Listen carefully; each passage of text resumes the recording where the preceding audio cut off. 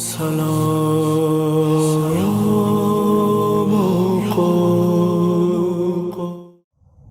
کہ ہمارا خلد نہیں کربلا ٹھکانا ہے، ہمارا خلد نہیں کربلا ٹھکانا ہے۔ کیوں؟ جہاں سے آئے ہیں واپس وہیں پہ جانا ہے، ہمارا خلد نہیں کربلا ٹھکانا ہے۔ اور یہ شیر عزاداروں کی نظر کر رہا ہوں کہ یہ فیصلہ بھی کر لے کہاں پہ جانا ہے، یہ فیصلہ بھی کر لے کہاں پہ جانا ہے،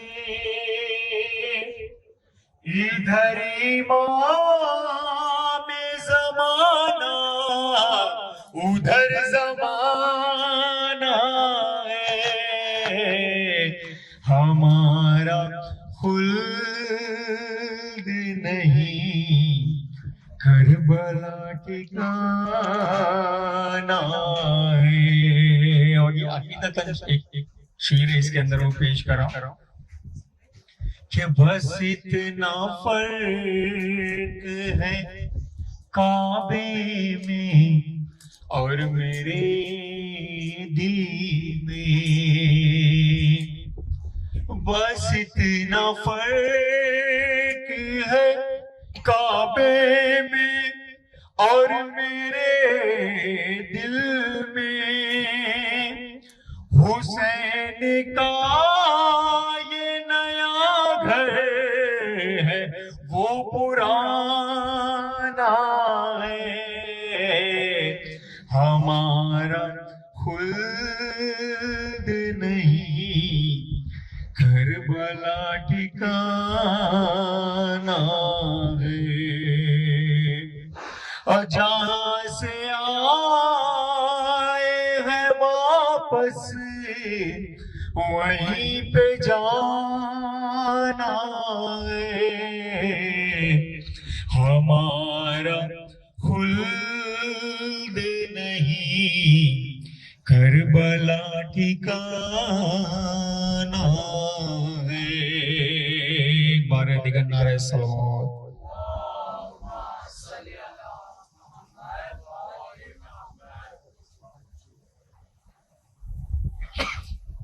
عزادار امام مظلوم مولا حسین کے حوالے سے، ان کی مصیبت کے حوالے سے دو چار مسائل پہ شعر پیش کرتا ہوں تاکہ جب تک محفل بھی آمادہ ہو جائے۔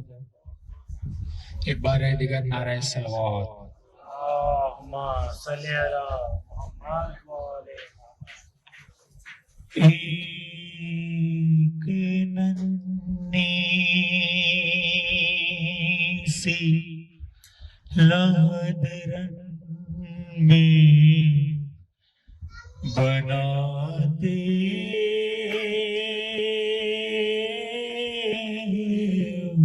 حسین، ایک ننھی سی لہدرن میں بناتے حسین، خاک میں دوسرے محسن کو، خاک میں دوسرے محسن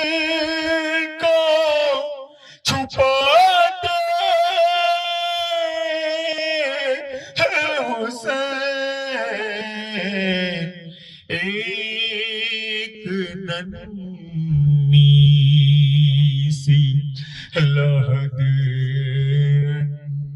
میں بناتے حسین.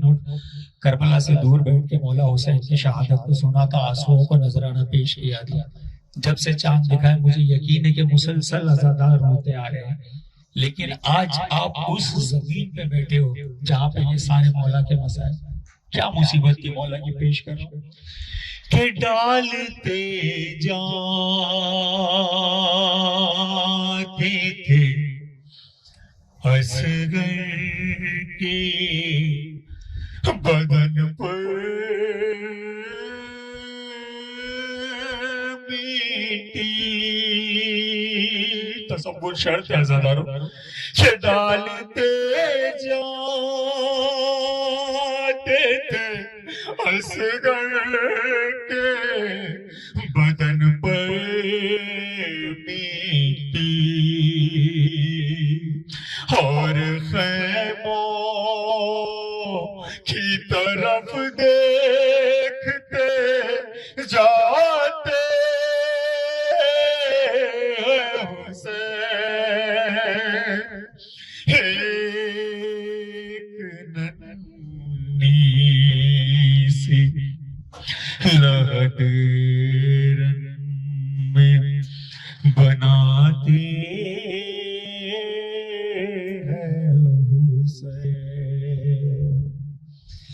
مرتے دم ننھے سے ہاتھوں نے جسے تھا ماتا. مرتے دم ننھے سے ہاتھوں نے جسے تھا تھا اب وہ دامن علی اصغر سے چھڑاتے ہیں حسین. ایک ننھی سی لہد میں بناتے حسین. اور اکثر آپ نے مجلسوں میں ذاکروں سے یہ مصائب کو سنتا ہے کہ جب مولا رخصت کے لیے آئے تھے تو مولا نے بی بی زینب سے کچھ وصیتیں کی تھی، اس میں سے ایک وصیت کیا تھی وہ پیش کر. مولا کہتے ہیں کہ ڈھونڈنے آئیں گے اس لاش کو نیزہ بردار. وقت رخصت مولا کو کیا بے چینی ہے، کیا بی بی زینب سے وصیت کر رہے مولا کہ ڈھونڈنے آئیں گے اس لاش کو نیزہ بردار. اور چھپ کے بانوں سے زینب کو بتاتے ہیں حسین.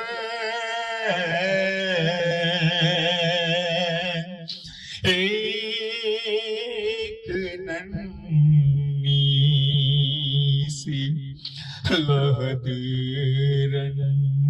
میں بناتے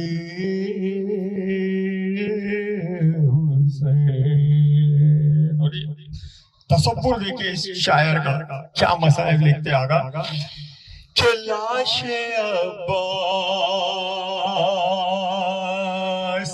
پہ کہتی تھی یہ زہرا رو کر لاش عباس پہ چڑھتی تھی یہ زہرا رو کر کیا ارے اٹھو عباس تمہیں کب سے بلاتے ہیں حسین ایک ننھی سی لہد رنگ میں بناتی حسین کوئی زینب کو تکلم بلائی جا کر کوئی زینب کو بلا لائے تکلم جا کر ہر بچی اکبر کے کلیجے سے چھڑاتے ہیں حسین ایک ننھی سی لہد رنگ میں بناتے ہیں حسین بارے دیگر نعرہ صلوات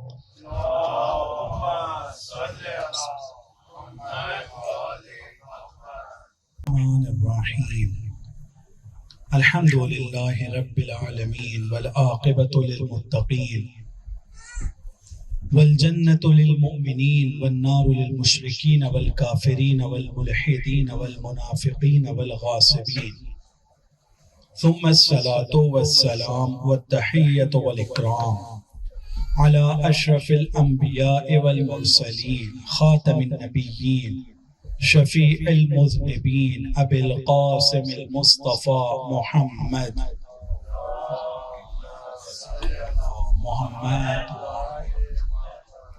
وعلى آل بيته الطيبين الطاهرين المعصومين المظلومين المنتجبين المنتخبين واللعنة الدائمة على أعدائهم أجمعين من يومنا هذا إلى قيام يوم الدين أما بعد فقد قال الإمام الحسين عليه السلام من كان باذلا فينا مهجته من كان باذلا فينا مهجته وموطنا على لقاء الله نفسه فليرحل معنا فإني راحل مصبحا إن شاء الله تعالى. ایک صلوات پڑھ محمد و آل محمد.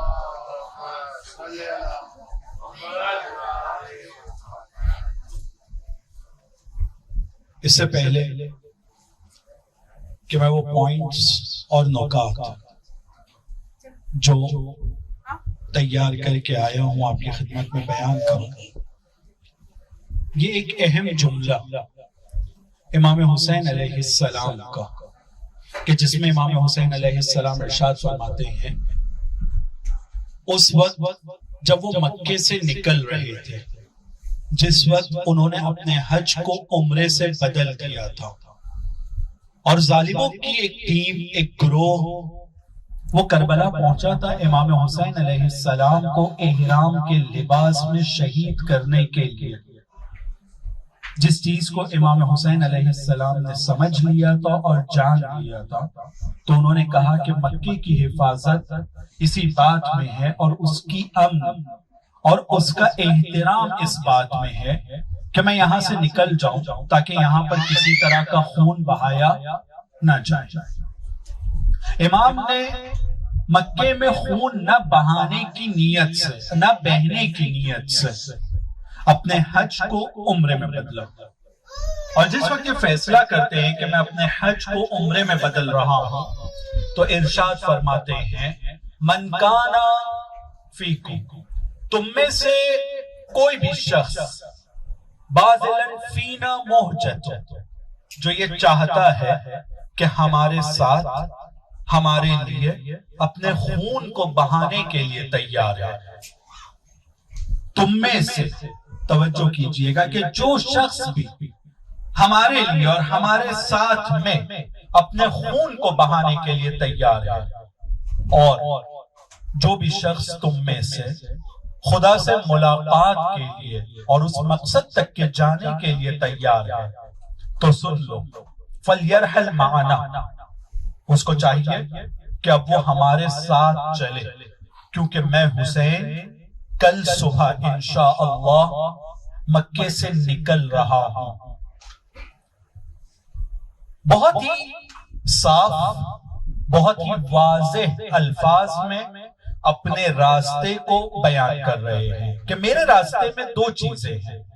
پہلی چیز خون بہانا ہے، جو بھی میرے ساتھ آئے گا خون بہانا ہے، کسی لالچ یا کسی اور چیز کو آفر نہیں ہے کہ اگر تم میرے ساتھ آؤ گے تو جنت ملے گی، مثلا کہہ سکتے تو انہوں نے دوسری جگہ کہا ہے، لیکن اس وقت کہ جب پوری طرح سے اپنے موقف کو بیان کر رہے ہیں، اپنی طرف دعوت دے رہے ہیں، تو سامنے والے کو کسی دھوکے میں نہیں رکھ رہے ہیں کہ آج ان کو جنت کہہ دیں گے، آج ان کو آرام کہہ دیں گے، آج ان کو کسی ایک لیکچری زندگی کی وعدہ کر دیں گے اور ان کو اپنی طرف لے لیں گے اور بعد میں کہیں گے کہ ہاں یہ تو ہو گیا، یہ تو مشکل ہو گئی۔ نہیں، پہلا جملہ ہے کہ تم میں سے جو شخص بھی ہمارے لیے اور ہمارے راستے پر خون بہانا چاہتا ہے، اور جس کو یہ جرأت ہے، جس میں یہ ہمت ہے، وہ شخص، اور دوسری چیز جو بیان کرتے ہیں کہ تم میں سے جو شخص بھی خدا سے ملاقات کرنا چاہتا ہے وہ اس بات کو سن لے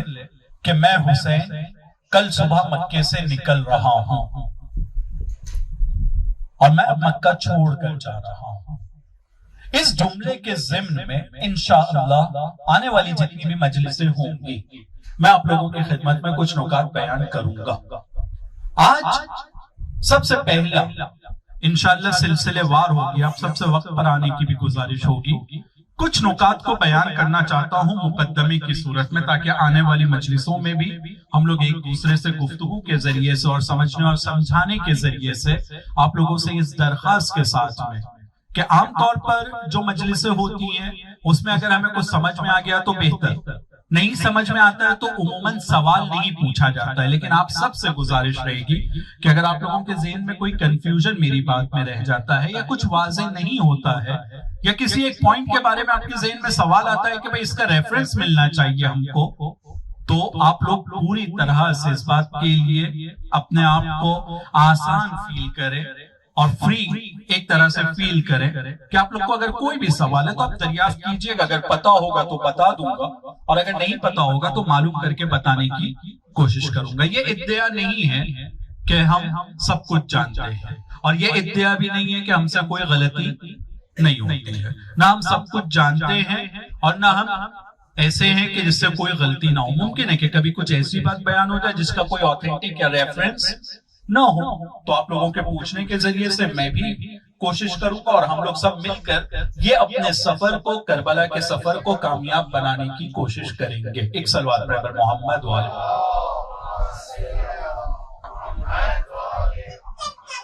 سب سے پہلا نقطہ جس کی طرف ہم سب کو توجہ دیں گے، ممکن ہے کہ ہم میں سے کچھ لوگ پہلے کربلا آ چکے ہوں گے، اور ممکن ہے کہ ہم میں کچھ لوگ ایسے بھی ہوں گے جو پہلی بار کربلا آئے ہیں۔ دونوں لوگوں کے لیے ایک کامن پوائنٹ ہے، اور وہ یہ کہ جو شخص بھی ایک بار یا ایک بار سے زیادہ پہلے کربلا آ بھی چکا ہے تو اس بار کا بھی اس کا کربلا آنا یہ اس کے لیے ایک نیا خواب بنتا ہے۔ مثلا ابھی میں واپس جاؤں گا، ہم لوگ واپس جائیں گے تو اب ہم لوگوں کی پھر آرزو ہوگی، اور ہم لوگ اپنے وداع میں جو زیارتیں ہم لوگ پڑھتے ہیں، چاہے کسی بھی امام کی زیارت ہو، ان زیارتوں میں ہماری سب سے بڑی وداع میں دعا یہ ہوتی ہے کہ یہ جو میں نے آپ کی زیارت کیا ہے یہ میری آخری زیارت نہیں ہونا چاہیے۔ اے خدا میں یہ دعا کرتا ہوں تجھ سے کہ یہ میری آخری زیارت نہ ہو، اگر میں زندہ رہا تو مجھے یہاں پر دوبارہ ان کی زیارت کی توفیق نصیب کرنا، اور اگر میں مر جاتا ہوں تو مجھے مرنے کے بعد قبر میں اور قبر کے بعد کے مراحل میں ان کی زیارت نصیب کرنا، یہ میری زیارت آخری نہیں ہونا چاہیے۔ تو ہم سب یہ جو یہاں پر آئے ہیں اپنی بہت بڑی ایک آرزو جو ہمارے دل میں تھی، آج ہم نے اس کو پورا ہوتے دیکھا ہے۔ ایک خواب جو ہمارے ذہن میں تھا کہ کربلا میں ہم بیٹھیں گے اور جناب فاطمہ کے فرزند کا ذکر کریں گے، ایک طرح سے وہ خواب ہمارا تعبیر ہو رہا ہے، اور یہاں پر ہم بیٹھے ہیں بہت ہی چنندہ لوگوں میں۔ صحیح ہے کہ ملینز، بہت سارے لوگ یہاں پر آئے ہیں، لاکھوں کی تعداد یہاں آئی ہے، لیکن دنیا میں جو اربوں کی تعداد ہے، جو ارب افراد یعنی 6 ارب 8 ارب کے قریب میں جو ہماری دنیا کی آبادی ہے، اس آبادی میں یہ ملینز ایک بہت چھوٹا فیگر ہے۔ ہم ان میں سے چنے ہوئے لوگ کہ جن کو بہت نزدیک سے حضرت عباس کا گنبد دیکھنے کی توفیق ملی ہے، جن کو بہت نزدیک سے امام حسین علیہ السلام کی زری کی زیارت نصیب ہوئی ہے۔ بہت سارے لوگ تھے جو 40 میں اس بات کے خواب کو پورا ہوتا ہوا دیکھنا چاہ رہے تھے کہ ان کو بھی اس 40 میں یہ زیارت ملے، لیکن نہیں ملی ہے، ہم کو ملی ہے۔ جب ہم کو یہ زیارت ملی ہے تو ایک واقعے کے ذریعے سے اپنی بات کو آگے بڑھانا چاہوں گا۔ جس وقت امام حسین علیہ السلام نے یہ اعلان کیا کہ کل صبح میں جا رہا ہوں، اور پھر وہ خطبہ ایک مفصل خطبہ ہے جس کے شروع میں وہ کہتے ہیں کہ ایسی جگہ جا رہا ہوں جہاں پر ہم کو بیابان میں درندے گھیر کر ماریں گے، وہاں پر میری قبر بنے گی، میں اپنی قبر کی طرف جا رہا ہوں جہاں درندے مجھے ماریں گے۔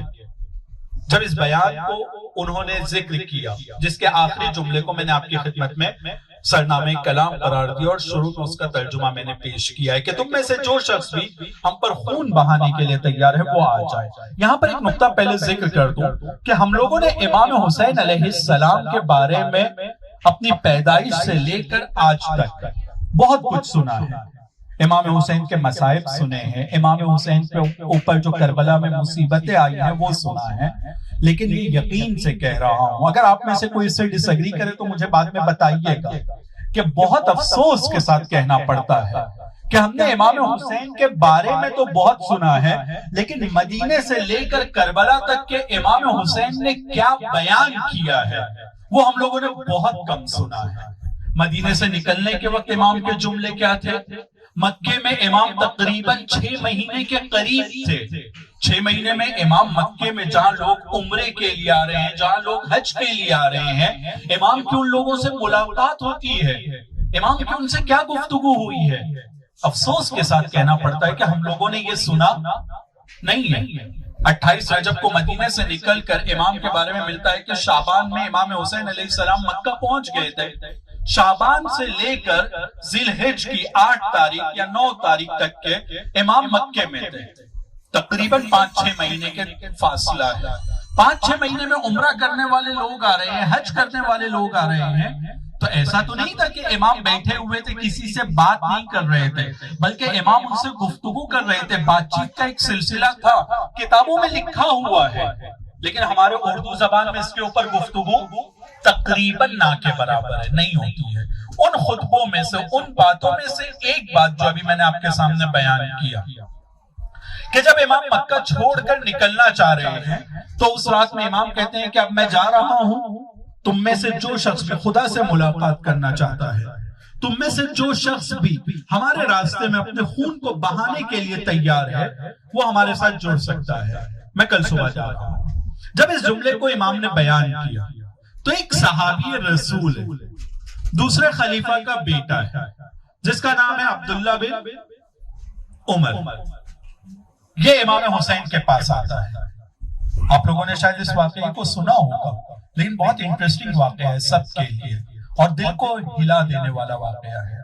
عبداللہ بن عمر امام حسین کے پاس آتا ہے، آنے کے بعد امام حسین سے کچھ گفتگو کرتا ہے اور کہتا ہے کہ میرا یہ ماننا ہے وقت کے امام کو سکھا رہا ہے، وقت کے امام کو ہم لوگوں کی عام زبان میں اگر کہنے کی کوشش کریں گیان دینے کی کوشش کر رہا ہے، اور امام کو نصیحت کر رہا ہے کہ میرا یہ ماننا ہے کہ آپ یزید سے ٹکر مت لیجیے، یزید کے مقابلے میں آپ کھڑے مت ہوئیے، اب ایک کام کیجئے، کسی دور دراز کے علاقے میں چلے جائیے جہاں یزید آپ کو پکڑ نہ پائے، اور آپ اپنی آرام کی زندگی گزاریے، آپ اپنے آرام کی طرف توجہ کیجئے، اپنی فیملی کا خیال رکھیے، اپنے بچوں کا خیال رکھیے، اور خود کو کسی مشقت میں مت ڈالیے۔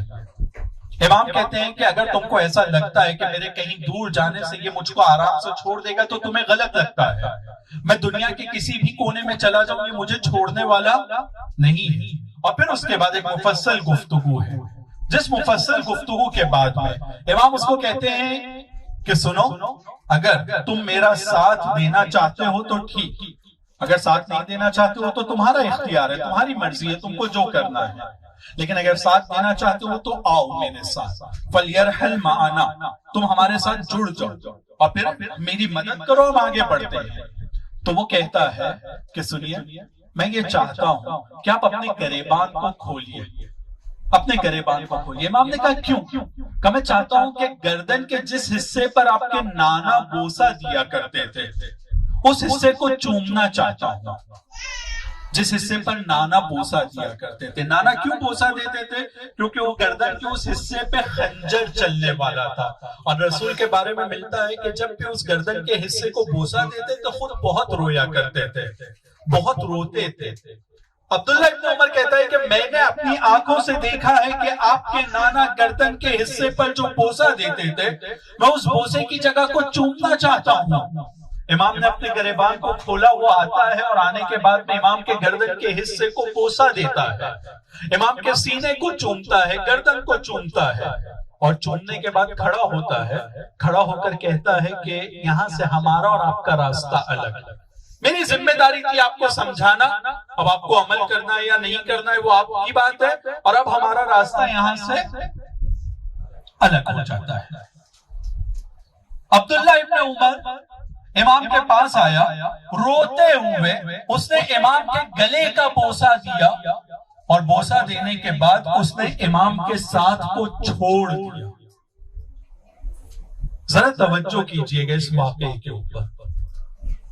ہم جب یہاں کربلا آئے ہیں ہم زری کو چومتے ہیں، ہم حرم کی دیواروں کو چومتے ہیں، مقدس ہے ہم لوگوں کے لیے، بہت باعظمت ہے۔ ہمارے علماء کے بارے میں ملتا ہے کہ زائروں کی پیر کی مٹی سے ان کی آنکھ کی روشنی پلٹی ہے۔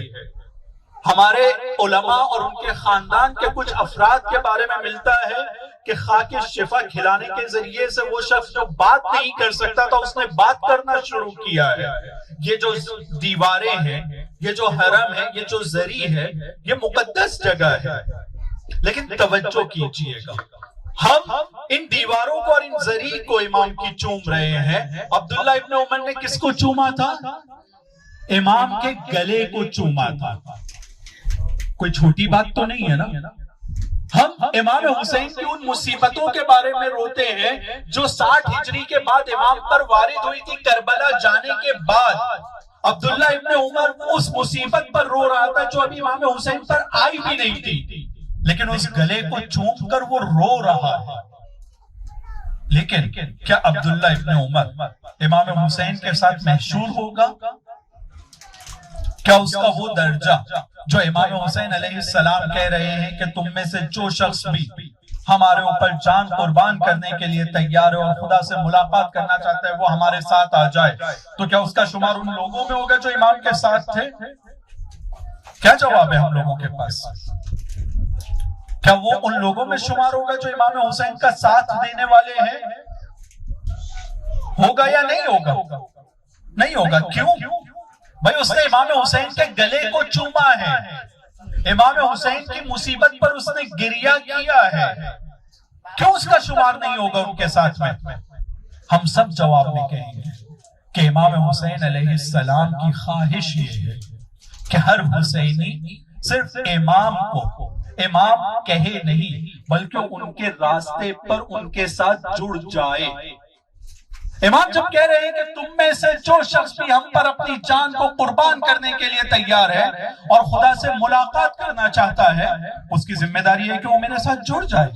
عبداللہ ابن عمر نے ان کے گلے کو چوما، ان کی مصیبت پر گریہ تو کیا، لیکن اس نے امام کے راستے کو اختیار نہیں کیا تھا، ساتھ چھوڑ دیا تھا۔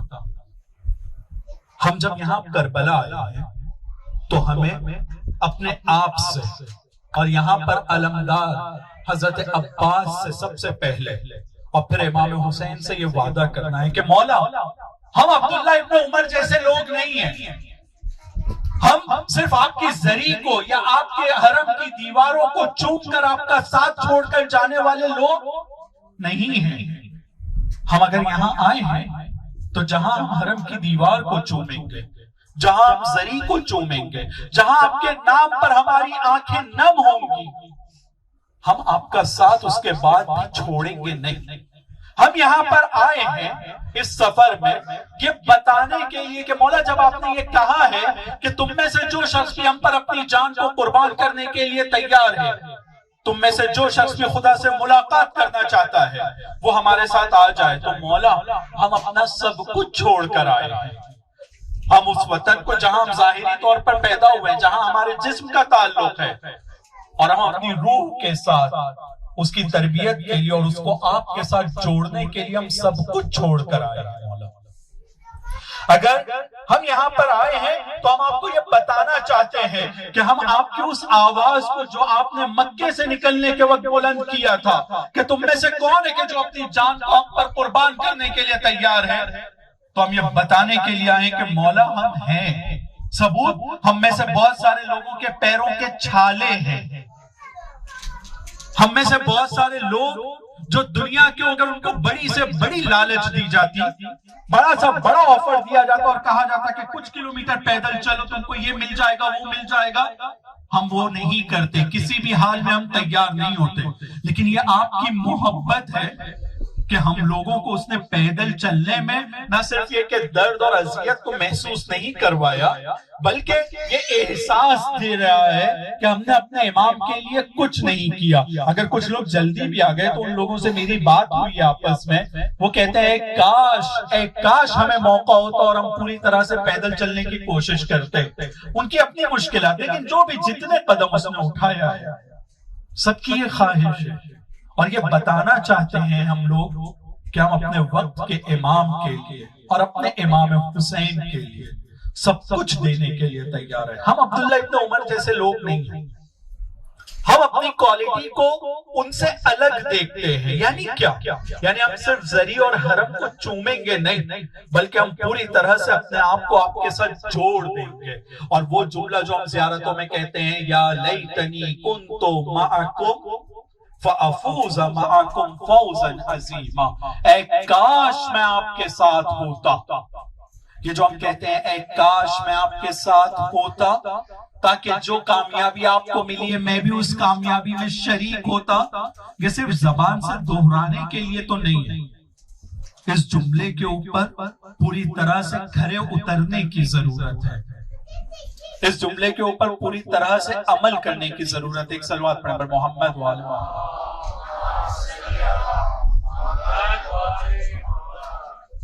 اور ایک صلوات پڑھیں پر محمد والہ۔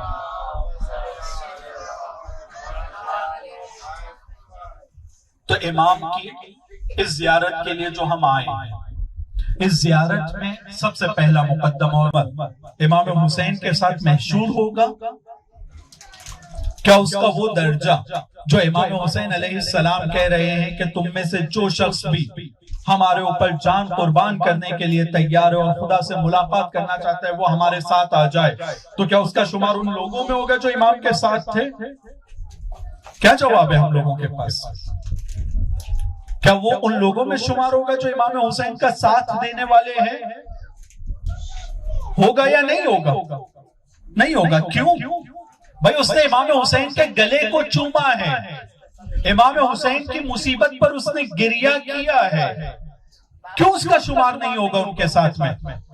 ہم سب جواب میں کہیں گے کہ امام حسین علیہ السلام کی خواہش یہ ہے کہ ہر حسینی صرف امام کو امام کہے نہیں بلکہ ان کے راستے پر ان کے ساتھ جڑ جائے. امام جب کہہ رہے ہیں کہ تم میں سے جو شخص بھی ہم پر اپنی جان کو قربان کرنے کے لیے تیار ہے اور خدا سے ملاقات کرنا چاہتا ہے, اس کی ذمہ داری ہے کہ وہ میرے ساتھ جڑ جائے.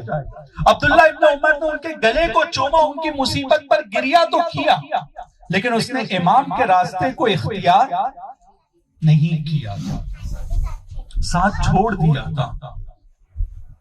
ہم جب یہاں کربلا آئے ہیں تو ہمیں اپنے آپ سے اور یہاں پر علمدار حضرت عباس سے سب سے پہلے اور پھر امام حسین سے یہ وعدہ کرنا ہے کہ مولا ہم عبداللہ ابن عمر جیسے لوگ نہیں ہیں, ہم صرف آپ کی زری کو یا آپ کے حرم کی دیواروں کو چوم کر آپ کا ساتھ چھوڑ کر جانے والے لوگ نہیں ہیں.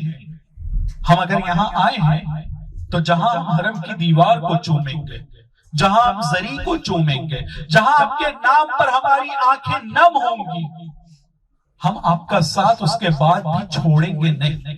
ہم یہاں پر آئے ہیں اس سفر میں یہ بتانے کے لیے کہ مولا جب آپ نے یہ کہا ہے کہ تم میں سے جو شخص بھی ہم پر اپنی جان کو قربان کرنے کے لیے تیار ہے, تم میں سے جو شخص بھی خدا سے ملاقات کرنا چاہتا ہے وہ ہمارے ساتھ آ جائے, تو مولا ہم اپنا سب کچھ چھوڑ کر آئے ہیں. ہم اس وطن کو جہاں ہم ظاہری طور پر پیدا ہوئے ہیں, جہاں ہمارے جسم کا تعلق ہے, اور ہم اپنی روح کے ساتھ اس کی تربیت کے لیے اور اس کو آپ کے ساتھ جوڑنے کے لیے ہم سب کچھ چھوڑ کر آئے ہیں. مولا اگر ہم یہاں پر آئے ہیں تو ہم آپ کو یہ بتانا چاہتے ہیں کہ ہم آپ کی اس آواز کو جو آپ نے مکے سے نکلنے کے وقت بلند کیا تھا کہ تم میں سے کون ہے کہ جو اپنی جان کو ہم پر قربان کرنے کے لیے تیار ہے, تو ہم یہ بتانے کے لیے آئے کہ مولا ہم ہیں. ثبوت ہم میں سے بہت سارے لوگوں کے پیروں کے چھالے ہیں, ہم میں سے بہت سارے لوگ جو دنیا کے اگر ان کو بڑی سے بڑی لالچ دی جاتی, بڑا سا بڑا آفر دیا جاتا اور کہا جاتا کہ کچھ کلومیٹر پیدل چلو تم کو یہ مل جائے گا وہ مل جائے گا, ہم وہ نہیں کرتے, کسی بھی حال میں ہم تیار نہیں ہوتے. لیکن یہ آپ کی محبت ہے کہ ہم لوگوں کو اس نے پیدل چلنے میں نہ صرف یہ کہ درد اور اذیت کو محسوس نہیں کروایا, بلکہ یہ احساس دے رہا ہے کہ ہم نے اپنے امام کے لیے کچھ نہیں کیا. اگر کچھ لوگ جلدی بھی آ گئے تو ان لوگوں سے میری بات ہوئی آپس میں, وہ کہتے ہیں کاش ہمیں موقع ہوتا اور ہم پوری طرح سے پیدل چلنے کی کوشش کرتے. ان کی اپنی مشکلات, لیکن جو بھی جتنے قدم اس نے اٹھایا ہے سب کی یہ خواہش ہے اور یہ بتانا چاہتے ہیں ہم لوگ کہ ہم اپنے وقت کے امام کے لیے اور اپنے امام حسین کے لیے سب کچھ دینے کے لیے تیار ہیں. ہم عبداللہ ابن عمر جیسے لوگ نہیں ہیں, ہم اپنی کوالٹی کو ان سے الگ دیکھتے ہیں. یعنی کیا؟ یعنی ہم صرف زری اور حرم کو چومیں گے نہیں, بلکہ ہم پوری طرح سے اپنے آپ کو آپ کے ساتھ جوڑ دیں گے. اور وہ جملہ جو ہم زیارتوں میں کہتے ہیں, یا لیتنی کنتو معکم فَأَفُوزَ مَعَكُمْ فَوْزًا عَظِيمًا, اے کاش میں آپ کے ساتھ ہوتا. یہ جو ہم کہتے ہیں اے کاش میں آپ کے ساتھ ہوتا, تاکہ جو کامیابی آپ کو ملی ہے میں بھی اس کامیابی میں شریک ہوتا. یہ صرف زبان سے دہرانے کے لیے تو نہیں ہے, اس جملے کے اوپر پوری طرح سے کھرے اترنے کی ضرورت ہے, اس جملے کے اوپر پوری طرح سے عمل کرنے کی ضرورت ہے. ایک صلوات پڑھیں پر محمد والہ,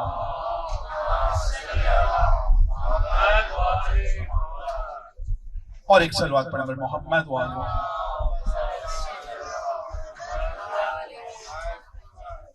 تو امام کی اس زیارت کے لیے جو ہم آئے ہیں, اس زیارت میں سب سے پہلا مقدمہ اور نقطہ جس کی طرف میں نے اشارہ کیا کہ ہم لوگوں کو پہلے دن سے یہ کلیئر ہونا چاہیے کہ ہماری زیارت میں اور مکے کی عبداللہ ابن عمر کی زیارت میں فرق. ہماری زیارت وہ زیارت نہیں ہے جو عبداللہ ابن عمر کی زیارت تھی کہ وہ آئے گا, چومے گا, روئے گا اور چلا جائے گا. ہماری زیارت ہے کہ ہم آئیں گے, روئیں گے, چومیں گے اور ہمیشہ کے لیے اپنے آپ کو اپنے وقت کے امام سے جوڑ دیں گے. ہم یہاں آئے ہیں جڑنے کے لیے, ہم یہاں آئے ہیں یہ ثابت کرنے کے لیے اور ان سے مدد لینے کے لیے کہ جو کچھ بھی ہمارے پاس ہے ہم آپ کے اوپر نچھاور کرنے کے لیے تیار ہیں. ہم اس آدمی کی طرح نہیں ہیں کہ جو آئے گا, روئے گا, چومے گا اور چلا جائے گا. یہاں آنے کے بعد میں ہم لوگوں کے اوپر ایک بہت بڑا ٹیگ لگ گیا ہے. جیسے حج کرنے کے بعد جو آتا ہے اس کو ہم لوگ کیا کہتے ہیں؟ حاجی. اور اب ہم لوگوں کو دنیا کیا کہے گی؟ کربلائی، زائر، زوار. بہت بڑا ٹیگ لگ گیا ہے. اب ہم لوگ جس کا جو بھی نام ہے، محمد، فاطمہ، زہرا، علی، حسن، حسین، جو بھی، اب اس کے لیے چاہے لوگ کہیں یا نہ کہیں، وہ زائر کا ٹیگ اس کے اوپر لگ گیا ہے. وہ اب زائر بن گیا ہے. چاہے وہ مانے یا نہ مانے، چاہے وہ ظاہر کرے یا نہ کرے، اس کے اوپر یہ عنوان لگ گیا ہے. اور ذرا تصور کیجئے اس بات کو کہ ایک شخص جو کل تک کے محمد تھا صرف، اور آج وہ زائر محمد ہو گیا ہے، زوار محمد ہو گیا ہے، محمد کربلائی ہو گیا ہے. تو ایسی صورت میں اس محمد میں اور وہ محمد کہ جو کل تک تھا، ان دونوں میں کوئی فرق ہونا چاہیے یا نہیں ہونا چاہیے؟ ان دونوں میں فرق ہونا چاہیے. ایک جگہ جو پہلے سے سوکھی ہے اور ایک جگہ جس پر پانی گر گیا ہے، تو یہ دونوں جگہ میں فرق ہے. کیوں؟ کیونکہ یہاں پانی آ گیا ہے. اب تصور کیجئے کہ جو لوگ زیارت کے لیے نہیں آئے ہیں اور جو زیارت کے لیے آ گیا ہے، تو یہاں جو رحمتوں کی بارش ہو رہی ہے، یہاں جو اپنے پڑوسی کے اوپر اور اپنے ہم شہری کے اوپر اور اس سٹی میں رہنے والوں کے اوپر حضرت عباس اور امام حسین علیہ السلام کا لطف و کرم ہے، اس کا اثر ہم میں دکھنا چاہیے یا نہیں دکھنا چاہیے؟ دکھنا چاہیے. ہم سب اس بات کو مانیں گے کہ یہ اثر ہم میں دکھنا چاہیے. اور یہ اثر اگر ہم میں نہیں دکھتا ہے تو عام طور پہ ہمارے ادھر محاورہ ہے، کہاوت ہے کہ اگر ایک گڑھا ہے، مٹی کا گڑھا ہے، اس کے اوپر جب پانی چھڑکا جاتا ہے تو کیا ہوتا ہے؟ وہ پانی اس میں جذب ہو جاتا ہے، وہ پانی اس کے اندر چلا جاتا ہے. کچھ منٹوں کے بعد، کچھ سیکنڈ کے بعد میں جیسی گرمی، جتنی حرارت اس کے اوپر ڈیپینڈ کرتا ہے، تپش کے اوپر، کہ وہ تھوڑی دیر کے بعد وہ پانی جو گڑھے کے اوپر تھا وہ دکھائی نہیں دیتا ہے. کہاں گیا وہ پانی؟ لوگ کہیں گے بھائی یہ مٹی ہے، یہ اس کے اندر چلا گیا. زمین کے اوپر جب پانی ڈالا جاتا ہے، چھڑکا جاتا ہے، تو کچھ دیر کے بعد اس پانی کو جب دیکھا جاتا ہے تو وہ وہاں پر نہیں رہتا ہے. کیوں نہیں رہتا ہے؟ کیونکہ زمین نے اپنے اندر اس کو جذب کر لیا ہے. لیکن اگر گڑھا چکنا ہوتا ہے، گڑھا اگر چکنا ہوتا ہے، اس کے اوپر اگر پانی ڈالیں گے تو وہ پانی سلوپ کر جائے گا، نیچے آ جائے گا، اس کے اندر جذب نہیں ہوگا. یہاں پر ہم لوگوں کے لیے بھی دو طرح کی حالت ہے. ہم لوگ اس بات پر یقین رکھتے ہیں کہ ان کی طرف سے دینے میں کوئی کمی نہیں ہے، ان کی طرف سے دینے میں کوئی کمی نہیں ہے. ہم کو یہ دیکھنا ہوگا کہ ہمارا یہ دل، ہمارا یہ نفس ان کی طرف سے آنے والی چیزوں کو کتنا یعنی کتنا قبول کرنے کے لیے اور ایکسپٹ کرنے کے لیے تیار ہے. ان کی طرف سے پرابلم نہیں ہے. بارش اگر برس رہی ہے اور ایک آدمی بیچ میں کھڑا ہوا ہے تو وہ بھیگے گا.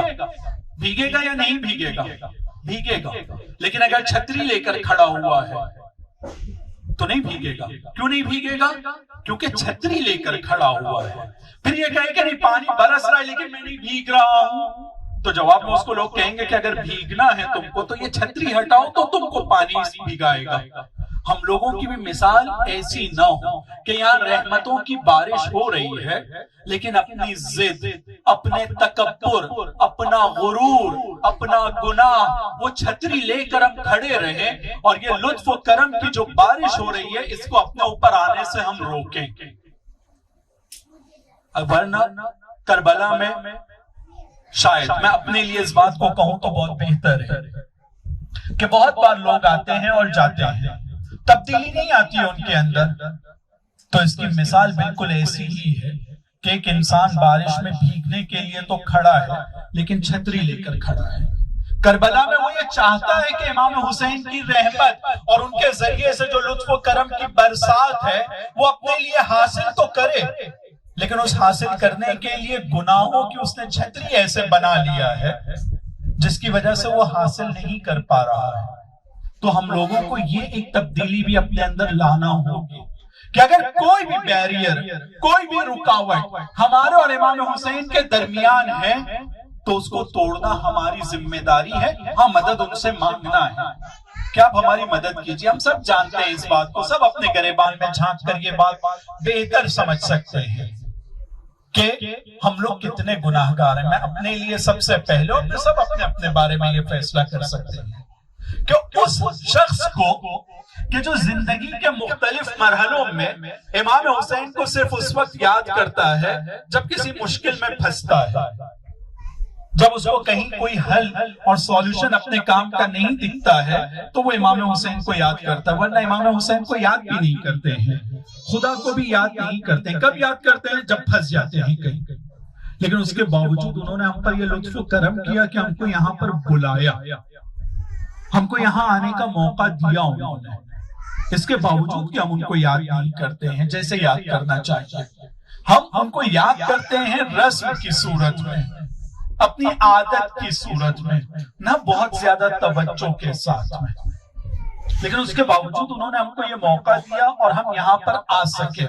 جب ہم یہاں پر آ سکے ہیں تو اس عالم میں امام یہ چاہتے ہیں کہ ان کا لطف و کرم، ان کی رحمت کی بارش وہ ہم تک کے پہنچے. لیکن اب ہم لوگوں کو یہ دیکھنا ہوگا کہ ہم اس میں اپنے لیے کتنی رکاوٹ ایجاد کر رہے ہیں. اگر ہم رکاوٹ ایجاد کر رہے ہیں تو اس میں کمی اس میں نہیں ہے دینے والے میں، بلکہ کمی ہے لینے والے میں. اور کتنا ہی بدبخت ہوگا یہ فقیر کہ مانگنے تو جائے لیکن مانگنے کے ٹائم جو ہے اس طرح کی رکاوٹ کو ایجاد کر دے کہ دینے والے کی چیز جو یہ خود مانگ رہا ہے، جس کے لیے یہ بھکاری ہے، لیکن خود رکاوٹ ایسی ایجاد کر دے کہ وہ دینے والا اپنی طرف سے دے تو دے، ریلیز کر دے، لیکن ہم تک کے پہنچنے میں خود ہم بہت بڑے بیریئر بن جائیں اور ہماری مشکل ہو جس کی وجہ سے وہ کلیکٹ نہ کر پائے. اور یہ امام حسین علیہ السلام کی زیارت میں ہمارے علماء کہتے ہیں کہ عام طور پر امام حسین علیہ السلام کی زیارت میں جو زائرین سے کوتاہی ہو جاتی ہے وہ یہ ایک نقطہ ہے کہ یہ امام حسین سے مانگتے ہیں، حضرت عباس سے مانگتے ہیں، امام علی سے مانگتے ہیں، لیکن وہ بیریئر جو رکاوٹ بنتا ہے چیزوں کے پہنچنے میں اس کی طرف توجہ نہیں دے پاتے ہیں. اور پھر کہتے ہیں ہماری دعا قبول کیوں نہیں ہو رہی ہے، ہماری آواز سنی کیوں نہیں جا رہی ہے، ہمارے حالات میں تبدیلی کیوں نہیں آ رہی ہے. اس بات سے غافل کہ ہم خود ہیں کہ جو اپنے حالات کو بدلنا نہیں چاہتے ہیں. ایک صلوات پر محمد.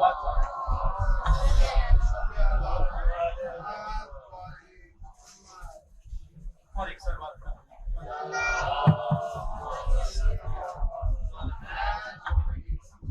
ابھی ان دو نقطوں کے ساتھ میں، دو اہم مقدموں کے ساتھ میں ہم اپنی بات کی طرف آگے بڑھتے ہیں. ہم لوگوں کے درمیان مشہور نعرہ ہے جو آپ لوگ حرم میں جانے کے لیے جس وقت بھی جانا ہوتا ہے تو اس نعرے کو ہم سب سنتے ہیں. وہ نعرہ یہ ہے کہ لبیک یا حسین، لبیک یا عباس. یا جس حرم میں بھی جاتے ہیں وہاں ہم لبیک کا نعرہ کہتے ہیں. ایک وجہ جو لبیک کا نعرہ امام حسین کے ساتھ بہت زیادہ جڑا ہوا ہے، اس کی وجہ یہ بیان کی جاتی ہے کہ کربلا کے میدان میں امام حسین علیہ السلام نے یہ آواز بلند کی تھی، حل من ناصر ینصرونی یا حل من ناصر ینصرونا، تم میں سے کون ہے جو ہماری مدد کرے گا. اس نعرے کے جواب میں ہم آج کے زمانے میں کہتے ہیں لبیک یا حسین، اے امام حسین ہم ہیں آپ کی مدد کے لیے، لبیک یا حسین. ہم امام کو جواب دیتے ہیں لبیک یا حسین، اے امام حسین ہم آپ کی مدد کرنے کے لیے تیار ہیں. ہم آپ کی اس آواز کو جو آپ نے 1400 سال پہلے بلند کی تھی آج 1400 سال کے بعد بھی زمین پر گرنے نہیں دیں گے.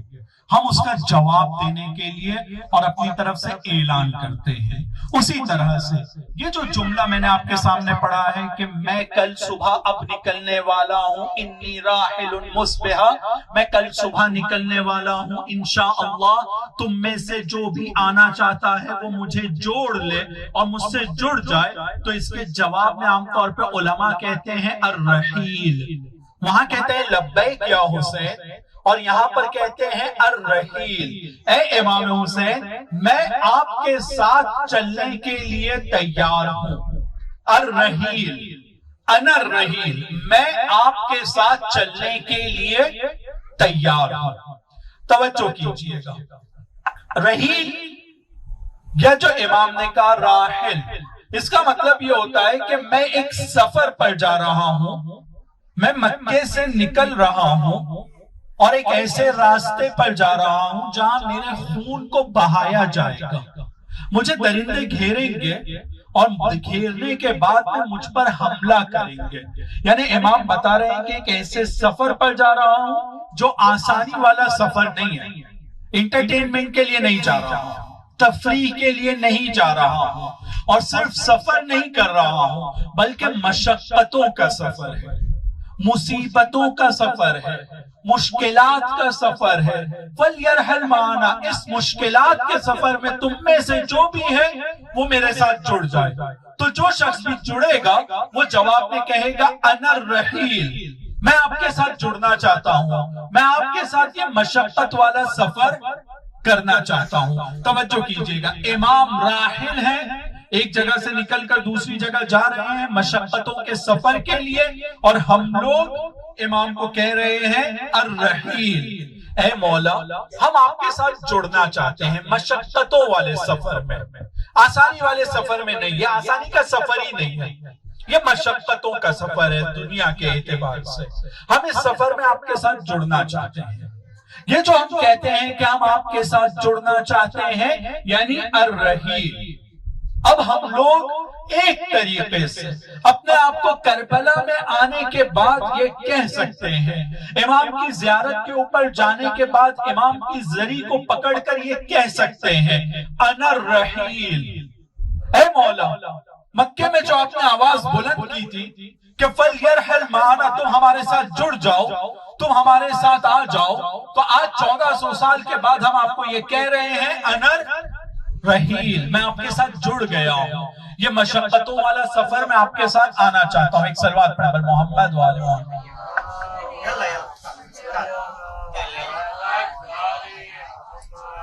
اور ایک صلوات پڑھ محمد وآل محمد.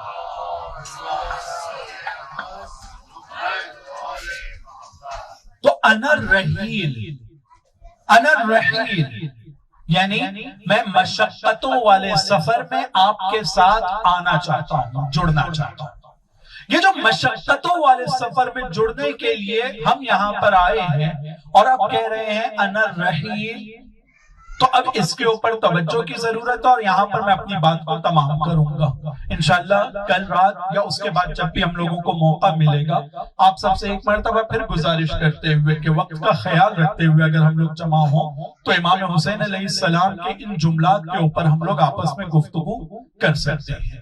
اب جب یہ مشقتوں والا سفر ہے جس میں ہم آ کر اپنے اعلان کر رہے ہیں انا الرحیل، میں یہاں پر آپ کو جوڑنا چاہتا ہوں، اپنے آپ کو آپ سے جوڑنا چاہتا ہوں اور اس سفر میں میں آپ کے ساتھ رہنا چاہتا ہوں.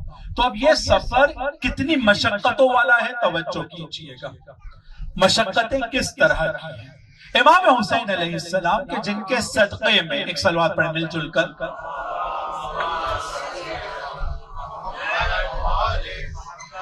جن کے صدقے میں یہ کائنات بنی ہے، جن کے صدقے میں یہ کائنات بنی ہے، اور ان کے فرزند امام زمانہ کے بارے میں ہم دعائے ندبہ میں پڑھتے ہیں کہ یہ زمین و آسمان بھی اگر اپنی جگہ پر قائم ہے تو یہ امام کے وجود کی وجہ سے، اگر امام نہ ہو تو یہ زمین و آسمان اپنی جگہ پر باقی رہنے والے نہیں ہیں. آج اگر باقی ہیں تو امام کی وجہ سے باقی ہیں، جس کا فائدہ ہم لوگ اٹھا رہے ہیں، لیکن یہ باقی ہے امام کی وجہ سے. آپ توجہ کیجئے گا، امام حسین علیہ السلام جیسی ہستی کہ جن کے صدقے میں کائنات بنی ہے، جن کے صدقے میں کائنات بنی ہے، سب کچھ ان کا ہے، سب کچھ ان کے صدقے میں ہے، سب کچھ ان کے صدقے میں ہے، لیکن ان کے اوپر دنیا نے کس طرح کے مصیبتوں کے پہاڑ کو ڈھایا ہے اور کیسی مشکلات آئی ہیں. ذرا تصور کیجئے، صرف تصور کیجئے کہ ایک شخص جس کے صدقے میں یہ کائنات ہے، وہ اس طرح کی بات کو کہے کہ میں ایک ایسے راستے پر جا رہا ہوں جہاں میری قبر کھودی جائے گی، جہاں پر درندے مجھے گھیر کر ماریں گے. کون کہہ رہا ہے؟ جس کے صدقے میں دنیا بنی ہے. کتنی سخت بات ہے، کتنا عجیب جملہ ہے. ہم میں سے اگر کسی کے 2 کانٹیکٹ ہوتے ہیں نا، تو ہم لوگ اپنے کانٹیکٹ کو یوز کرنا شروع کر دیتے ہیں کہ یہ جو میرے اوپر اگر کوئی پرابلم آ سکتا ہے، کوئی مسئلہ آ سکتا ہے، تو اس کے ذریعے سے سالو ہو جائے. یہاں سب کچھ ان کے لیے ہتھیلی سے زیادہ واضح ہے. یہ جو چاہیں گے، جیسے چاہیں گے، وہ یہ کام کر سکتے ہیں. لیکن نہیں، وہ کسی وجہ سے ان درندوں کے درمیان جا رہے ہیں، وہ کسی وجہ سے سختی کی طرف جا رہے ہیں. اس نقطے کی طرف توجہ کیجئے گا میرے تمام بھائیوں اور بہنوں سے گزارش ہے کہ میں مثال کے طور پر کہتا ہوں. ممکن ہے کہ پرانے جو میرے دوست ہیں یہاں پر موجود، انہوں نے، یا پرانے زائر جو اس سے پہلے ساتھ میں رہ چکے، انہوں نے اس مثال کو سنا ہوگا. اور وہ یہ کہ فرض کیجئے کہ ایک شخص میرے پاس آتا ہے اور مجھ سے کہتا ہے کہ 100 روپے دو مجھے. میں کہتا ہوں کہ نہیں دوں گا. وہ کہتا ہے اگر نہیں دو گے، اپنی جیب سے چاقو نکالتا ہے اور چاقو نکال کر مجھے دھمکی دیتا ہے کہ اگر تم 100 روپے نہیں دو گے تو یہ چاقو سے میں تم پر حملہ کر دوں گا. میں اس کو پلٹ کر کہوں کہ نہیں، تم کو مارنا ہے تو مجھے مار دو، لیکن 100 روپے میں تم کو نہیں دوں گا. فرض کیجئے کہ اس نے مجھے مار دیا اور میں نے اس کو 100 روپے نہیں دیا. جس کو بھی یہ واقعہ پتا چلے گا کہ محمد کو اس لیے چاقو پڑی کیونکہ وہ 100 روپیہ نہیں دے رہا تھا، 100 روپیہ نہیں دینا چاہ رہا تھا. تو اگر آپ لوگوں کو یہ واقعہ پتا چلے گا، آپ لوگ کیا کہیں گے کہ بڑی بے وقوفی کی بات ہے، یہ تو جان سے زیادہ تھوڑی اہمیت ہے 100 روپے کی. 100 روپیہ دے دیتا اور اپنی جان کو بچا لیتا، اپنے بدن کی حفاظت کرتا. کیوں آپ لوگ ایسا کہیں گے کہ یہ بے وقوف ہے؟ کیونکہ 100 روپے کی قیمت کم ہے اور جان کی اور بدن کی قیمت اس سے زیادہ ہے. اگر جان اور بدن کی حفاظت ہو جائے گی تو 100 روپے تو بعد میں بھی مل جائیں گے کہیں سے.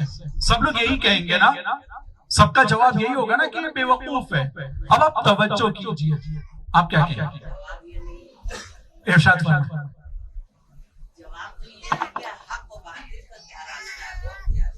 ہاں میں آ رہا ہوں اس کی طرف، لیکن عام مثال میں زندگی کے اس میں ایک آدمی اسی طرح سے اگر دادا گیری کرتے ہوئے بھی مانگتا ہے تو دادا گیری، بھائی گیری، جو بھی آپ اس کو کہیں، اس وقت جو راستہ اور سولوشن ہے وہ یہی ہے کہ بھئی اس وقت تھوڑی دیر کے لیے نپٹ لو یہاں پر، اس سے بچ جاؤ، اور پھر بعد میں حق و باطل کی لڑائی اپنی ٹیم کے ساتھ آ کر اس سے لڑ لوں گا، لیکن ابھی اپنے آپ کو بچا لوں، ابھی نکل جاؤں پھر اس کو سبق سکھاؤں گا. لیکن اس وقت 100 روپے میں دے دوں گا تاکہ میں اپنی جان کو اور اپنے بدن کو بچاؤں. لیکن چونکہ میرے پاس کوئی اسلحہ نہیں ہے، کوئی ہتھیار نہیں ہے، میرے ساتھی نہیں ہے ابھی میرے ساتھ، تو ایسی صورت میں مجھے اس کے ساتھ ٹکر لینے کے لیے سب کہیں گے کہ بے وقوفی، اس کے پاس ہتھیار تھا اور تم نے 100 روپے کے لیے دے دیتے اور بعد میں آ جاتے. اب ذرا یہ مثال کے ساتھ میں امام حسین کی طرف آئیے. امام کو پتا ہے کہ میں کہاں جا رہا ہوں، کہاں جا رہا ہوں؟ جہاں مجھے مارا جائے گا. کہاں جا رہا ہوں؟ جہاں میری قبر کھود رہی ہے، جہاں مجھے دفنایا جائے گا، اور پھر اپنی مصیبت کو بیان کرتے ہیں اور اس کی طرف جا رہے ہیں. اس کا مطلب یہ ہے کہ امام کی جان سے زیادہ کوئی قیمتی چیز تھی جس کے لیے امام کربلا کی طرف جا رہے تھے، جاننے کے باوجود بھی جان سے زیادہ قیمتی کوئی چیز تھی. علی اکبر کے سینے سے زیادہ قیمتی کوئی چیز ہے جس کو بچانے کے لیے امام کربلا آئے. جناب عباس کے بازوؤں کی قیمت سے زیادہ کوئی چیز تھی جس کو بچانے کے لیے امام نے حضرت عباس کے بازو کو بھی دے دیا. علی اصغر کے گلے سے زیادہ قیمتی کوئی چیز تھی جس کے لیے امام نے علی اصغر کے گلے کو بھی دے دیا ہے. یعنی یہ کہ اگر اس سے کم قیمت کی کوئی چیز ہوتی تو امام اتنی بڑی قربانی اس کم قیمت والی چیز کو حاصل کرنے کے لیے نہیں دیتے. جیسے ذکر کیا حق، جیسے ذکر کیا ظلم کا مقابلہ، جیسے ذکر کیا گیا ہے اللہ کے دین کو بچانا. خدا کے دین کو بچانا، خدا کے دین کو بچانا، حق کو بچانا، باطل کا مقابلہ کرنا، ظالم کے مقابلے میں کھڑا ہونا اتنا قیمتی تھا کہ اس کے لیے اگر اصغر کے گلے کو بھی دینا پڑا تو امام نے اس گلے کو دیا۔ اور نہ صرف یہ کہ کسی نے اس کے اوپر امام کو یہ کہا کہ امام نے غلط کیا، بلکہ سب یہ کہتے ہیں کہ امام نے ایک مثال قائم کی ہے۔ اور 1400 سال کے بعد بھی آج ہم امام کو یاد کرتے ہیں کہ انہوں نے ایک بہت بڑی مثال قائم کی ہے کہ ظلم کے مقابلے میں کس طرح سے کھڑے ہونا چاہیے، جو کچھ بھی ہے اگر اس کو بھی داؤ پر لگانا پڑے تو لگانا چاہیے۔ امام نے یہ مثال قائم کیا ہے، کربلا کا میدان اور امام حسین علیہ السلام ہم کو اس طرف متوجہ کرتے ہیں کہ کوئی ایک ایسی چیز ہے اس دنیا میں جس کے لیے وقت کا امام، جس کے صدقے میں سب کچھ بنا ہے، اس چیز کے لیے اپنی جان قربان کر دیتا ہے۔ جب وقت کا امام ایک چیز کے لیے جان کو قربان کر سکتا ہے جس کے صدقے میں سب کچھ بنا ہے، تو ہم اور آپ، ہماری کیا حیثیت ہے، ہماری کیا اوقات ہے؟ جب وقت کا امام کسی ایک چیز کے لیے، یعنی دین کو بچانے کے لیے، ویلیوز کو بچانے کے لیے، اقدار کی محافظت کے لیے اپنی قربانی دے سکتا ہے تو ہماری اور آپ کی جان کی قیمت کیا ہے؟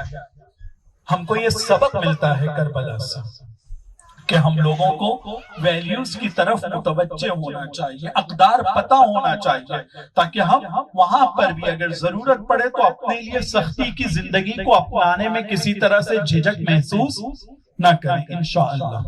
یہ امام حسین علیہ السلام جس وقت کربلا کے میدان میں آتے ہیں اور امام حسین علیہ السلام خدا کے دین کو بچانے کے لیے، جب اپنی قربانی کو پیش کرنے کے لیے، آخری وصیتوں کے لیے، آخری گفتگو کے لیے اپنے فرزند امام زین العابدین کی خدمت میں آتے ہیں، تو عجیب گفتگو ہے۔ اور یہاں سے میں مصائب کی طرف جا رہا ہوں، چونکہ مجھ سے پہلے جنہوں نے یہاں پر ذکر اہل بیت کا شرف حاصل کیا اور جو اشعار انہوں نے ذکر کیے ہیں سلام اور مرثیے کے اور نوحے کے، اس میں چونکہ جناب علی اصغر کا تذکرہ رہا تو لہٰذا میں اس نقطے کو ذکر کرنا چاہتا ہوں کہ امام حسین علیہ السلام جب آخری گفتگو کے لیے جاتے ہیں امام سجاد کے ساتھ میں، تو اس گفتگو کے کچھ جملے ہیں اور مصیبت کے کچھ جملوں کے ساتھ اپنی بات کو تمام کروں گا۔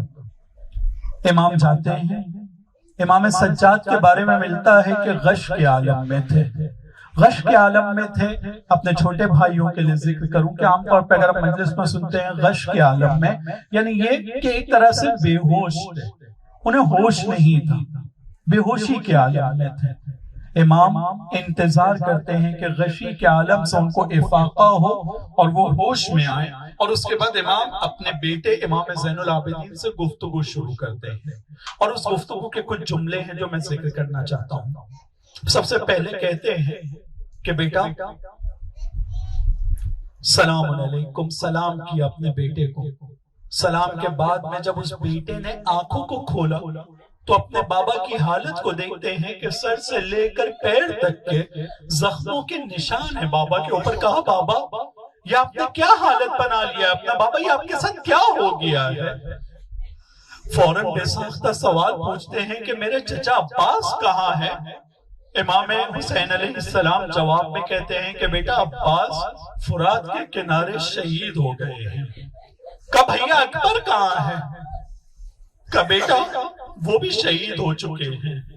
بس یہ دو شہیدوں کے بعد میں امام کے بارے میں ملتا ہے کہ امام نے بات کو مختصر کرتے ہوئے کہا کہ زین العابدین اے میرے بیٹے، تم بس اس بات کو جان لو کہ مردوں میں میرے اور تمہارے علاوہ اب کوئی نہیں بچا ہے، اب کوئی نہیں بچا ہے، اور میں اب تمہارے پاس آیا ہوں تاکہ تم کو یہ بتاؤں کہ میں بھی مقتل کی طرف جا رہا ہوں۔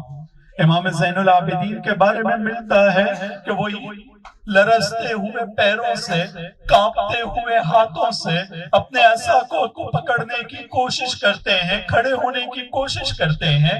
امام ان سے کہتے ہیں بیٹا یہ کیا کر رہے ہو؟ کہا بابا آپ کی یہ حالت دیکھ کر مجھ پر آپ کا دفاع واجب ہو گیا ہے، مجھے آپ کی حفاظت کرنا ہے، لہٰذا میں جنگ کے لیے جانے کی کوشش کر رہا ہوں۔ امام پلٹ کر کہتے ہیں نہیں، بیمار سے جنگ ساقط ہے، ان کو جنگ کے لیے اسلام نے جانے سے منع کیا ہے، لہٰذا تم جنگ پر نہیں جا سکتے ہو۔ بس یہ سننا تھا کہ امام زین العابدین بہت ہی افسوس کے ساتھ اپنی جگہ پر بیٹھتے ہیں۔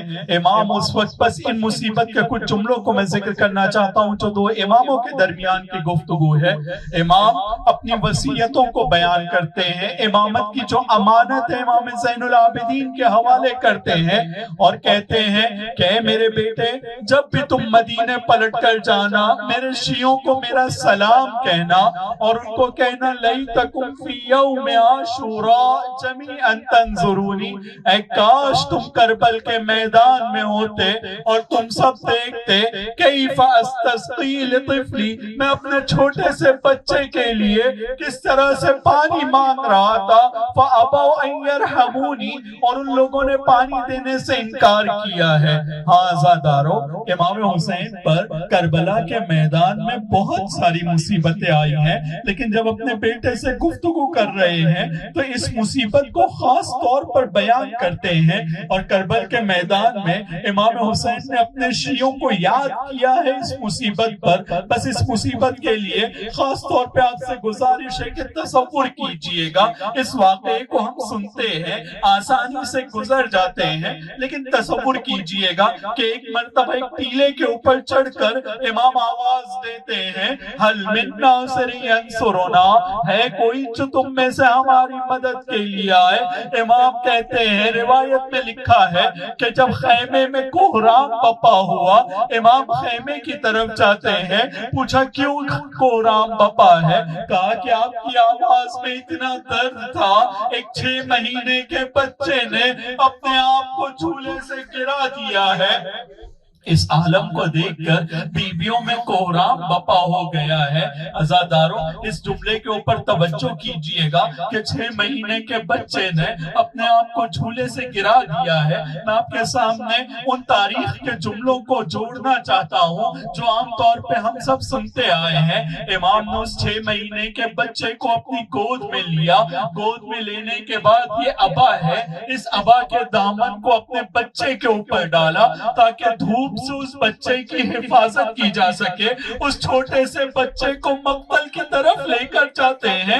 اشقیاء سمجھ رہے ہیں کہ شاید حسین قرآن لا رہے ہیں اور بیعت کرنا چاہتے ہیں، لیکن جب آگے بڑھ کر ابا کے دامن کو ہٹایا تو اشقیاء نے دیکھا کہ حسین کا ایک چھوٹا سا بچہ علی اصغر ان کی گود میں ہے۔ بس یہاں سے تصور کیجئے گا، امام کہتے ہیں کہ اس بچے کی ماں کا دودھ خشک ہو چکا ہے، تم میں سے کوئی آگے بڑھ کر اس کو پانی پلا دو، یہ بچے کی پیاس کو بجھانے کی کوئی سبیل کرو۔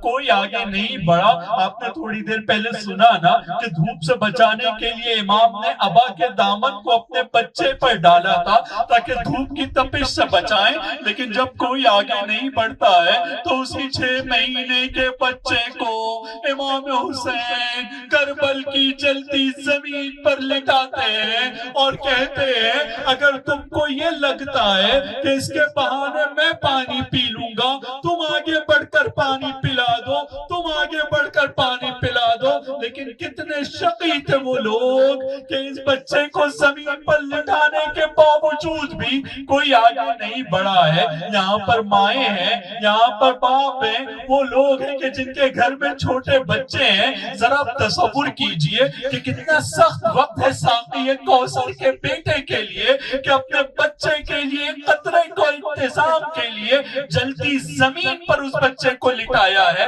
اور پھر اس کے بعد امام کہتے ہیں اما ترى ترون کیف یتلذا، کیا تم نہیں دیکھ رہے ہو کہ یہ اپنے منہ کو کیسے کھولتا اور بند کرتا ہے؟ روایت میں ملتا ہے کہ یتلذا کا مطلب یہ ہوتا ہے کہ اگر اس بچے کو اب پانی مل بھی جاتا تو اب یہ زندہ نہیں بچے گا، پانی کے قطرے مل بھی جائیں گے تو زندہ نہیں بچے گا، کیونکہ اس کے بدن میں اب طاقت نہیں رہی ہے جو پانی کے ذریعے سے یہ اپنے آپ اپنی زندگی کو اب گزار سکے گا۔ ازادار اس عالم میں امام نے اس بچے کو اپنی گود میں پھر زمین سے اٹھایا، اٹھاتے ہوئے یہ کہتے ہیں کہ بیٹا تم بھی تو حجت خدا کے فرزند ہو، اپنی حجت کو تمام کر دو۔ ہرملا نے تیرے سے شعبہ میں تیر کو جوڑا، علی اصغر کی طرف رہا کیا۔ بس یہاں بھی تصور کیجئے گا، یہاں چھوٹے بچے ہیں، آپ ذرا دیکھیے 6 مہینے کے بچے کا گلا اور اس کا سر کتنا بڑا ہوتا ہے، بہت چھوٹا سا ہوتا ہے۔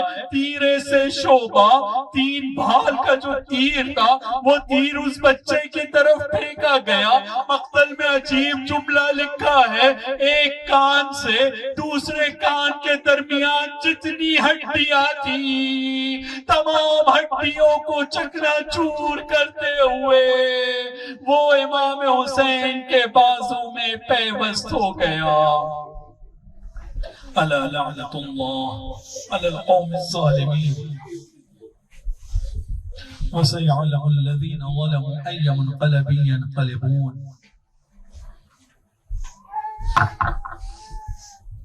خدایا ہمارے اس مختصر سے عمل کو قبول فرما، خدایا امام زمانہ کے ظہور میں تعجیل فرما، خدایا ہم سب کو ان کے آوان و انصار مددگاروں میں اور ان کی رکاب شہادت کا درجہ نصیب فرما۔ خدایا ہماری اس زیارت کو واقعی زیارت اور زیارت کے آثار کو، زیارت کا جو اثر ہونا چاہیے اسے ہماری زندگی میں ہمیں محسوس کرا دینا۔ خدایا اس زیارت کے نتیجے میں ہم لوگوں کو امام حسین علیہ السلام کی شفاعت اور بہشت میں ان کی پڑوسی اور ان کے جوار میں جگہ عنایت کرنا۔ خدایا ہم سب کو تمام زائرین کی خدمت کرنے کا موقع عنایت فرما، توفیق عنایت فرما۔ اور خدایا ہم لوگوں میں جو لوگ بھی زیارت کے لیے آئے ہیں اپنی مختلف حاجات کے ساتھ آئے ہیں، ان سے بہت سارے لوگوں نے، ان کے رشتہ داروں نے، ان کے دوستوں نے، جاننے والوں نے، اور وہ لوگ کے جو جانتے بھی نہیں ہیں پہلی بار اگر ان سے بھی ملاقات ہوئی اور ان کو بھی اگر پتا چلا کہ ہم زیارت کے لیے جا رہے ہیں تو بہت سے لوگوں نے ہم سے التماس دعا کہا ہے۔ خدایا جتنے لوگوں نے بھی ہم سے التماس دعا کہا ہے ان کی تمام حاجات کو بر لا۔ خدایا ان تمام حضرات کو بھی اس دنیا میں امام حسین کے حرم کی زیارت اور آخرت میں امام حسین کی شفاعت نصیب فرما۔ ماتم حسین۔ یا حسین یا حسین یا حسین یا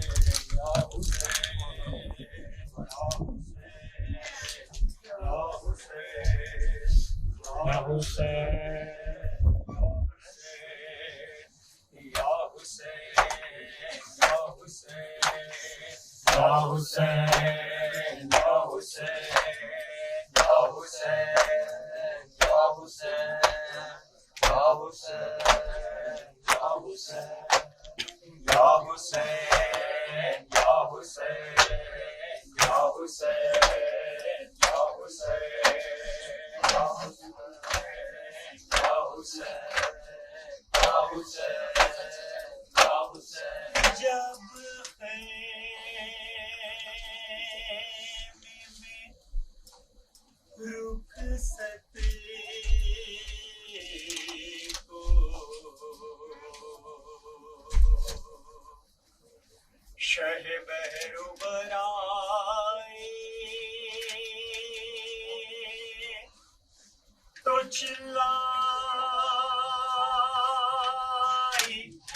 سکینہ میری بے کس پدرائی شہ کہتے تھے بی بی ہمیں روکے نہ رلاؤ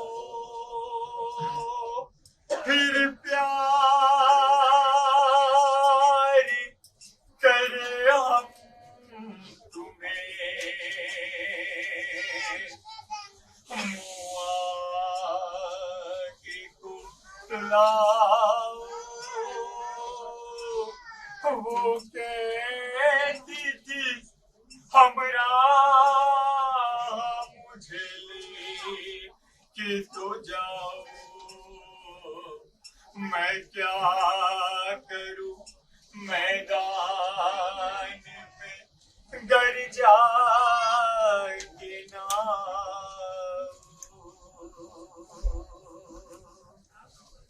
نیند آئے گی جب آپ کی بو پاؤں گی بابا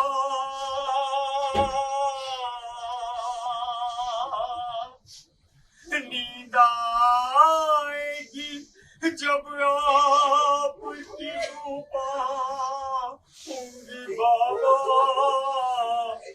میں رات کو مقتل چلی جاؤں گی بابا چلی آؤں گی بابا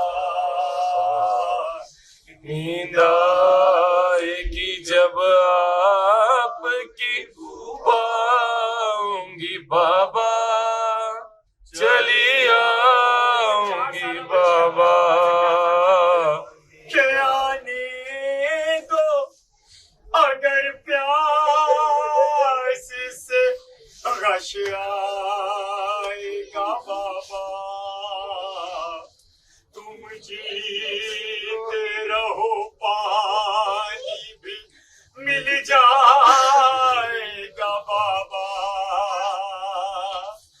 میں آپ کو دیکھوں گی تو جی جاؤں گی بابا میں رات کو مقتل میں چلی آؤں گی بابا چلی آؤں گی بابا نیند آئے گی جب آپ کی بو پاؤں گی بابا چلی آؤں گی بابا نیند آئے گی جب آپ کی بو پاؤں گی بابا چلی آؤں گی بابا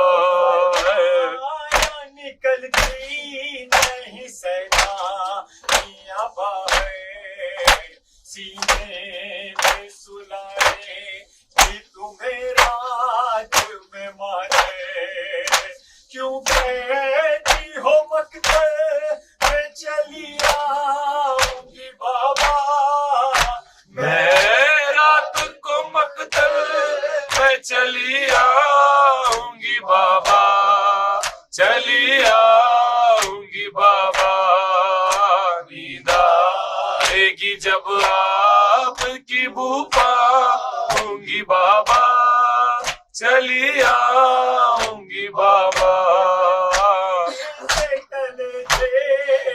میری دل کی ہے تلوار کھلتا نہیں کیوں آپ نے باندھے ہے یہ ہتھیار میں آپ کو کھو کے نہ کبھی پاؤں گی بابا میں رات کو مقتل میں چلی آؤں گی بابا چلی آؤں گی بابا نیند آئے گی جب آپ کی بو پاؤں گی بابا چلی آؤں گی بابا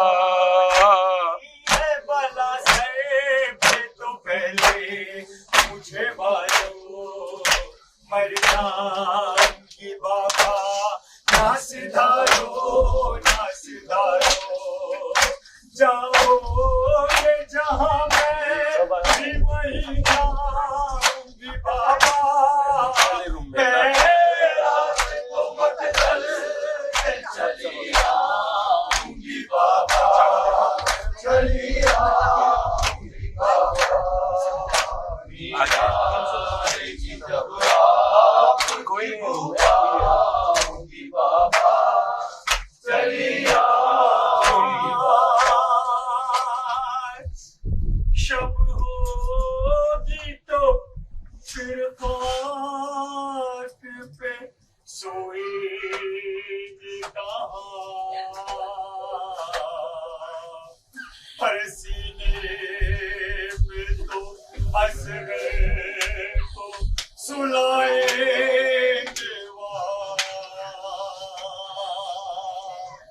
اچھا میں یہی خاک پہ سو جاؤں گی بابا، میں رات کو مقتل میں چلی آؤں گی بابا، چلی آؤں گی بابا، آنے دو اگر پیاج سے رشیا کا بابا، تم جیتے رہو ماں بھی مل جائے گا بابا، میں آپ کو دیکھوں پھر تو جی جاؤں گی بابا، میں رات کو مقتل میں چلی آؤں گی بابا، چلی آؤں گی بابا، نیند آئے گی جب آپ کی بو پاؤں گی بابا، چلی آؤں گی بابا، یعنی سب نہیں ہو سکتا ہے مرحوم، جس طرح چھٹی باپ سے وہ دکھ غیر مظلوم، نوحہ تھا یہی جس کا نہ جی پاؤں گی بابا،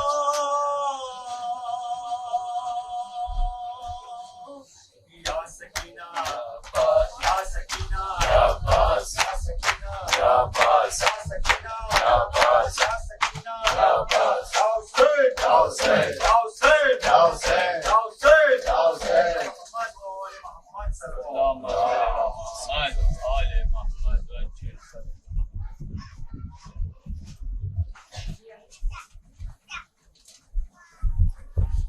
السلام علیکم یا ابا عبداللہ۔ یہ ہم لوگوں کی ان خوش قسمتی کی راتوں میں سے ایک رات ہے کہ جو عام طور پہ ہم اپنے وطن میں رہتے ہوئے سب سلام پڑھتے ہیں تو اپنی آنکھوں کو بند کر کے یا اپنے تصور میں ان قوتوں کو لا کر یہ سلام پڑھتے ہیں، لیکن ابھی ہم اپنے سر کی آنکھوں سے بھی اس کو دیکھ سکتے ہیں۔ السلام علیکم یا ابا عبداللہ وعلى الأرواح التي حلت بفنائك، عليكم مني سلام الله أبدا ما بقيت وبقي الليل والنهار، ولا جعله الله آخر العهد مني لزيارتكم۔ سب مل کے السلام على الحسين وعلى علي ابن الحسين وعلى أولاد الحسين وعلى أصحاب الحسين۔ السلام عليك أيها العبد الصالح، السلام عليك يا ابن أمير المؤمنين، السلام عليك يا ساقي عطشاء كربلاء، السلام عليكم يا أولياء الله وأحباؤه، السلام عليكم يا أنصار الله وأبداؤه، السلام عليكم جميعا ورحمة الله وبركاته، السلام عليك يا أبا الفضل عباس، السلام عليك يا شهداء كربلاء وأسراء كربلاء وأهل بيت النبوة، لا سيما السلام عليك يا صاحب العصر والزمان، السلام عليك يا خليفة الرحمن، عجل الله تعالى فرجك وسهل الله تعالى مخرجك وظهورك، اللهم اجعلنا من أعوانه وأنصاره والمستشهدين بين يديه۔ السلام عليكم ورحمة الله وبركاته۔